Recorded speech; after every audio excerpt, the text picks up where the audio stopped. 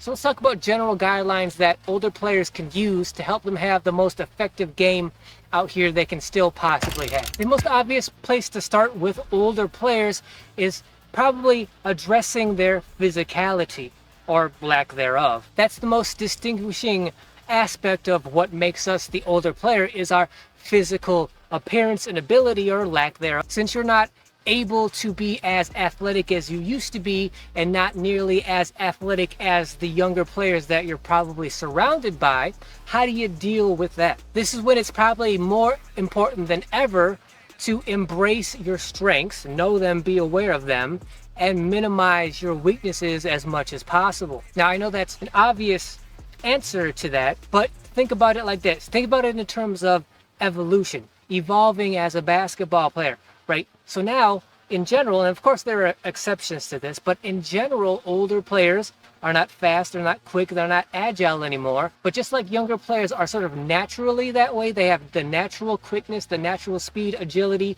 they're light on their feet, they're bouncy, they're springy. For them, the kind of opposite of that is, because they're so young, they haven't had time to build power and strength, muscularity, size. There are exceptions, but for the most part, younger players just aren't that big, strong, and powerful yet. So for us, the opposite needs to be true, right? We're older, so we're slower. But with slowness should also come the fact that we have years, 10 plus, 15 plus years of time to build muscle, strength, power. Because it's faster, easier to build agility, quickness, speed, way quicker to do that than it is to build muscle strength and power. So because we have 10 plus years of age and experience on these younger players, that means, at least theoretically, we should have 10 plus years of muscle strength, power that they don't have yet.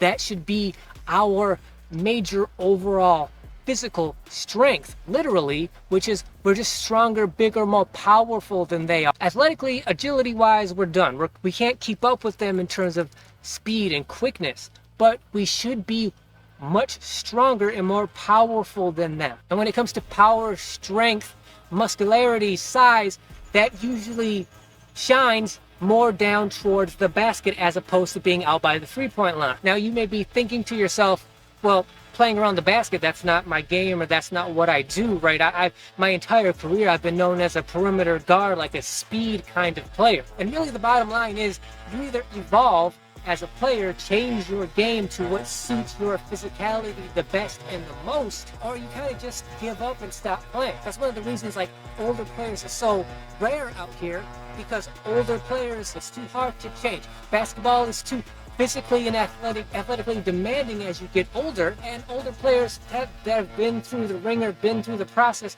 they don't want to change and evolve and become players, change their games that much.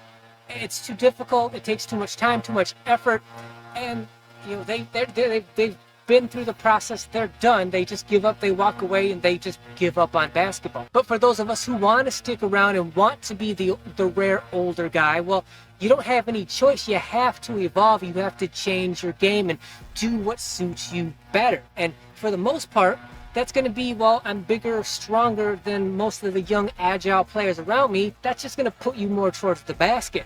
So either you want to evolve and figure out how to play more effectively around and near the basket, or you don't, and you just get embarrassed by younger players over and over again.